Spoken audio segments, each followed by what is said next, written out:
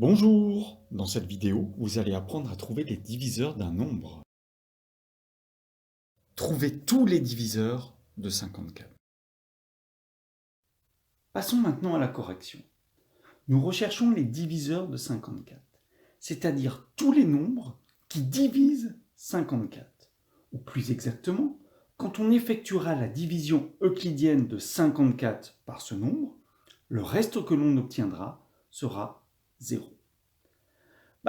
Le premier des diviseurs de 54, le plus petit des diviseurs de 54, alors on fait très attention, ça n'est pas 0, la division par 0 est une opération qui est interdite, mais c'est 1.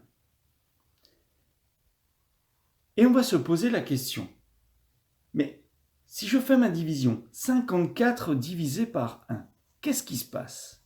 Regardons un tout petit peu celle-ci, on va la poser. Donc c'est une division qui est très simple. En 5, combien de fois 1? 5 fois.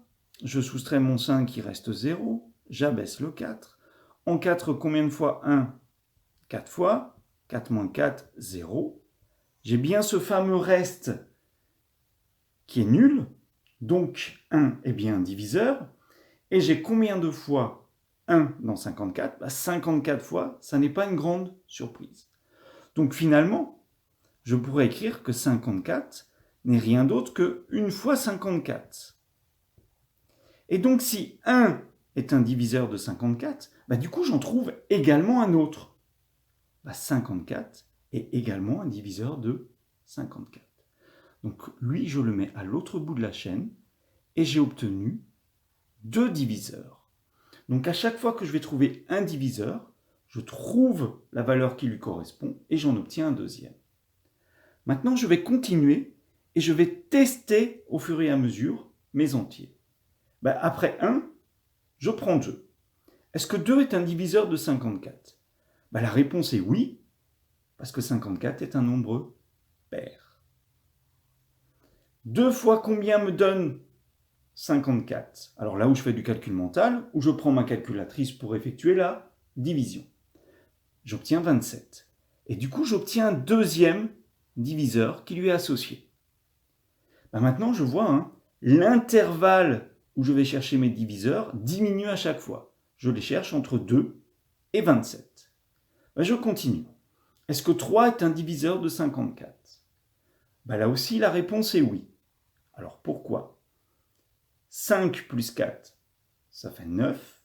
9 est bien dans la table de 3. Donc 3 est un diviseur de 54. Et quelle est la valeur qui lui correspond? 3 multiplié par 18 me donne les 54. Après 3, j'ai 4. Alors, est-ce que je peux diviser 54 par 4? Là, la réponse est non. J'obtiendrai un résultat décimal, ou alors, si je faisais que ma division euclidienne, le reste serait non nul. Donc 4 n'est pas un diviseur. Est-ce que 5 est un diviseur? Je regarde.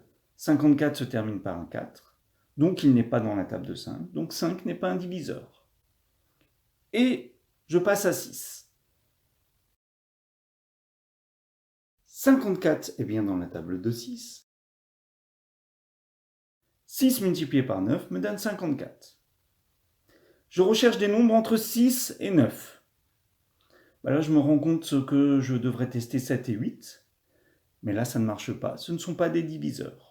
Donc finalement, j'ai trouvé la liste de tous les diviseurs de 54. Et je peux vérifier la correspondance. 1 fois 54 me donne bien 54.